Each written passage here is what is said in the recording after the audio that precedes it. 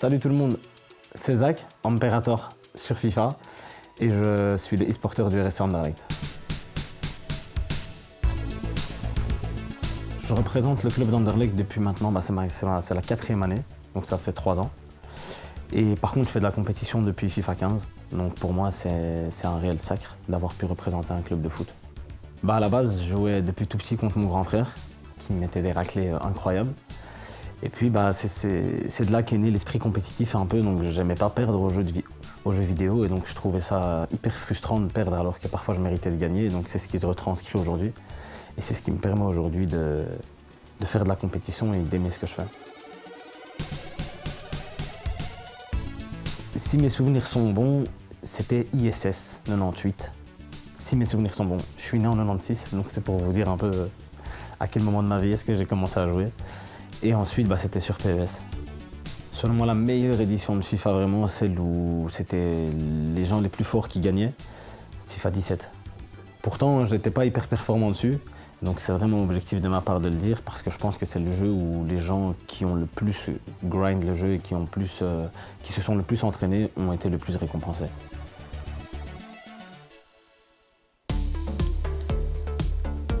Je pense réellement que le jeu en soi n'est pas un mauvais jeu, c'est juste que l'engouement qu'il y a autour et les gens qui sont autour s'intéressent beaucoup plus à l'aspect compétitif parce que la scène compétitive FIFA est super accessible, il suffit juste d'être performant en FUT champion et on fait partie de la scène compétitive. Alors qu'à l'époque, j'ai commencé la compétition, j'avais 19 ans, donc en 2015, il fallait se déplacer, il fallait payer des trajets, il fallait payer des inscriptions à des tournois et donc c'était moins accessible. Si on avait fait cette interview il y a une semaine, j'aurais dit que oui, les passements de jambes. Maintenant, le jeu a écouté la communauté et donc ils ont sorti un patch contre les passements de jambes et donc le jeu ressemble un peu plus à un jeu de foot. C'est beaucoup mieux maintenant qu'avant parce que, comme je l'ai dit, c'est un jeu de foot. Je pense que dans un match de foot, il y a des rounds d'observation, il y a des moments où l'adversaire défend à 10, comme il y a des moments où l'adversaire attaque à 10, alors que dans FIFA 21, au début un peu du jeu, on avait l'impression que c'était box-to-box. Alors c'est comme ça dans certains matchs de foot, mais je ne pense pas que ce soit représentatif d'un réel match de foot.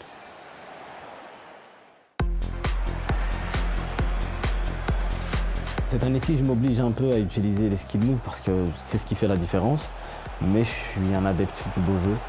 Et j'aime marquer, je préfère marquer des buts en ayant fait 10 passes dans la surface plutôt qu'un long shot par exemple.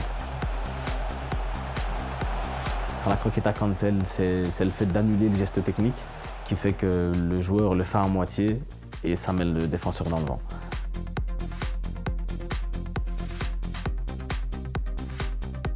Anderlecht, je suis un peu le player manager e-sport.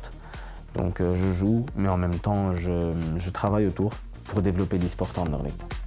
Ça veut dire qu'en fait, on organise des événements que je supervise, on organise des tournois, on organise des giveaways pour les fans et plein de bonnes choses à venir.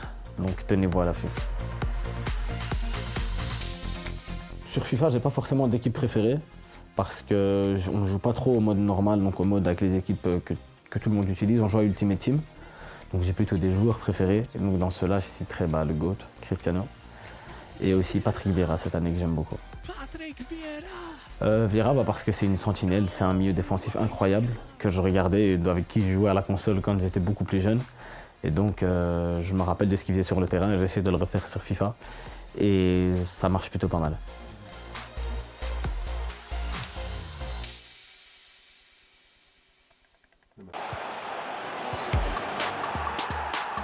Je pense que pour un éditeur de jeu, c'est très compliqué de satisfaire toute la communauté, sachant que FIFA est le jeu le plus populaire au monde. Si chacun doit être satisfait du jeu, l'éditeur ne s'en sort pas. Donc moi je pense que relativement, EA est à l'écoute de la communauté un peu dans le monde, surtout des gros influenceurs, donc des content creators et aussi des joueurs pros, parce que c'est deux choses différentes. Donc je pense qu'ils essayent de faire leur possible, donc c'est à nous les joueurs pros de s'adapter au jeu chaque année plutôt qu'à eux de s'adapter à chacune des restrictions de chaque joueur.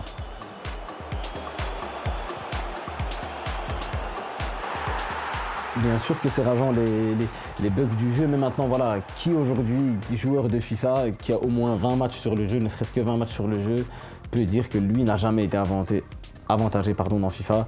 Je pense que ça n'existe pas et qu'on l'a tous été une fois et qu'on le sera tous encore. C'est la magie du foot. Je pense que justement FIFA est un jeu trop réaliste et ça ne plaît pas au public parce que dans le football, on l'a vu précédemment, le Real de Madrid a perdu contre une des trois.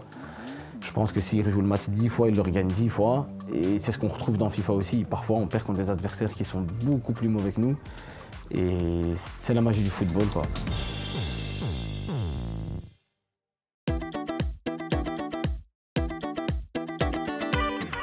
Je pense qu'il n'y a pas d'âge pour jouer à FIFA. On peut avoir 40 ans et être performant à FIFA. C'est juste une question d'attraper les automatismes du jeu et le grind. Je pense que c'est le travail, c'est le secret pour tout dans la vie en fait. Je vais faire un peu un lien avec la vie, mais je pense que c'est pas que dans FIFA, dans le football, dans les études, dans le travail. Si on ne travaille pas, on n'a pas de résultat. Par contre, si on travaille avec intelligence surtout, FIFA, ça sert à rien de jouer 1000 matchs en 3 semaines parce que c'est pas ça le grind. Le grind, c'est vraiment réfléchir, comprendre les mécanismes du jeu, comprendre pourquoi est-ce qu'on prend des buts à ce moment-là du match tout le temps et essayer justement de corriger ça. Et ça, il y en a très peu qui savent le faire. C'est l'élite mondiale et c'est à nous justement de s'adapter à ces gens-là. Je suis une des rares personnes qui ne va pas trop se plaindre de tout ce qui est confinement, couvre-feu, etc. parce que ça m'arrange. Donc je joue énormément. Donc je pense que par jour, en moyenne, j'estimerais que je joue 7 à 8 heures par jour. Donc un vrai travail en fait.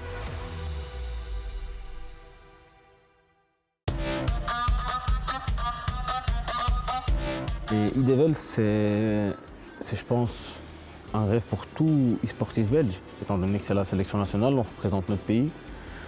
J'ai eu l'occasion de le faire il n'y a pas si longtemps contre la Norvège pour un match amical. Et c'est une fierté, c'est un honneur qu'on puisse faire appel à moi pour ce genre d'événement et ce genre de rencontres. Donc ça représente beaucoup pour moi. Ça a été une simple sélection, donc il n'y a pas eu forcément de tournoi ou quoi que ce soit. Mais sur FIFA 18 à l'époque, on avait dû faire un tournoi, etc. où les 4 premiers étaient choisis pour représenter la Belgique.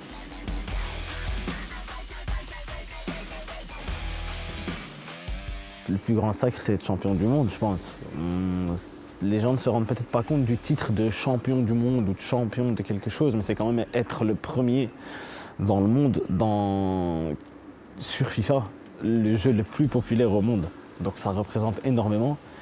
Mais comme je l'ai dit précédemment, c'est une place très difficile à atteindre étant donné qu'aujourd'hui en 2021, il y a énormément d'engouement, énormément de gens motivés et déterminés à atteindre ce stade-là. Mais voilà, c'est un rêve qui reste dans le coin de ma tête. J'espère un jour l'atteindre. Maintenant, je fais tout pour et le but, c'est si un jour j'arrête de jouer, que ce soit sans regret, de ne rien regretter, d'avoir tout donné. Je pense qu'on peut se doper partout, dans tous les domaines, pour le travail, pour les études. Maintenant, moi je suis quelqu'un qui pense surtout au mérite et à l'honneur. Donc je pense que si je devenais par exemple, si je réalisais mon rêve de devenir champion du monde, en sachant dans ma conscience que des choses superflues m'ont aidé ou que j'ai triché, j'accepterais pas. Et donc tout est une question de, je sais pas, moi je préfère réussir avec le travail, avec l'acharnement, plutôt qu'en utilisant des médicaments qui vont me bousiller la santé. Mais donc ouais, ça existe. Bien sûr, le dopage existe en e-sport. Si je ne me trompe pas, je pense qu'à chaque Coupe du Monde, il y a un contrôle, il y a un test. Maintenant, on n'est pas encore à ce niveau-là. Je pense que l'e-sport est encore en plein développement. Et donc dans 5 voire 10 ans, on aura des choses incroyables pour vérifier ce genre de choses. Je pense que l'e-sport a tout à fait sa place dans les Jeux Olympiques. Certains détracteurs diront qu'il n'y a aucun effort physique, qu'on ne sue pas, etc. Mais je demande à ces gens-là de venir s'asseoir à côté de moi quand je suis en match pour voir si mes mains ne trempent pas, si je ne suis pas. On est soumis à une pression incroyable. On doit, surtout intellectuelle, on doit prendre des décisions dans un laps de temps très court et très rapidement. Et c'est ce qui fait la différence. Et c'est ce qui fait la différence entre les gros joueurs et les joueurs lambda. Donc bien sûr que l'e-sport est un sport et je ne cesserai de le dire. Et j'ai la prétention et je pense bien penser en disant que l'e-sport dans 5 à 10 ans est au même niveau que le football.